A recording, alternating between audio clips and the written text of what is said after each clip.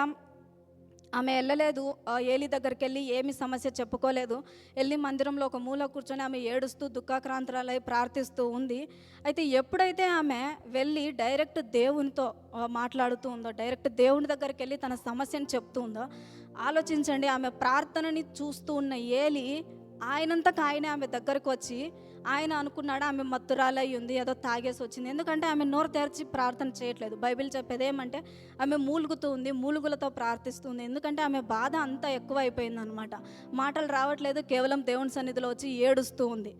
మనం అనుకుంటాము గట్టి గట్టిగా నోరు తెరిచి ప్రార్థన చేస్తే, గట్టి గట్టిగా ఏడిస్తే, కేకలేస్తే దేవుడు వింటాడు, దేవుడు మన సమస్యల్ని తీరుస్తాడు అని.